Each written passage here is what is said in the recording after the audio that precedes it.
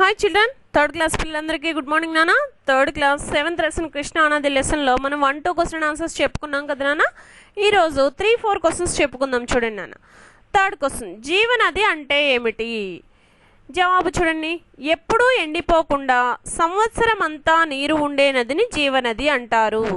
ఎప్పుడూ ఎండిపోకుండా సంవత్సరం మొత్తం నీరు ఉంటుందమ్మా ఆ నదిలో, అలాంటి నదులన్నిటినీ కూడా జీవనదులు అంటారు.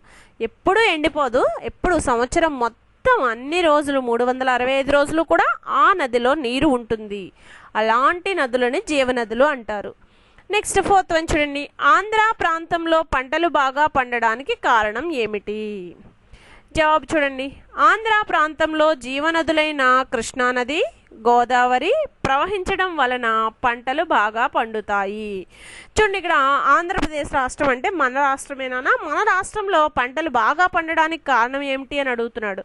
ఆంధ్ర ప్రాంతంలో జీవనదులైన అంటే ఎప్పుడు నీరు ఉండేటటువంటి జీవనదులైనటువంటి కృష్ణానది, గోదావరి నది మన ఆంధ్రప్రదేశ్లో ప్రవహించడం వలన పంటలు బాగా పండుతున్నాయి. ఆంధ్ర రాష్ట్రంలో పంటలన్నీ కూడా బాగా పండుతున్నాయి. మీరు ఈరోజు 3 and 4 క్వశ్చన్స్, థర్డ్ క్వశ్చన్ రాసి జవాబు రాసిన తర్వాత లైన్ లీవ్ చేసి 4th క్వశ్చన్ రాసి దాని ఆన్సర్ రాయాలి నాన్న.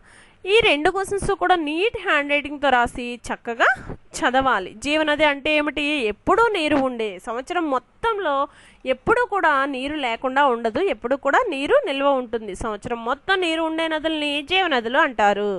ఆంధ్ర ప్రాంతంలో పంటలు ఎందుకు బాగా పండుతాయి? జీవనదులైనటువంటి కృష్ణా, గోదావరి నదులు ఆంధ్రప్రదేశ్లో ప్రవహించడం వలన ఆంధ్రప్రదేశ్లో పంటలు బాగా పండుతున్నాయి.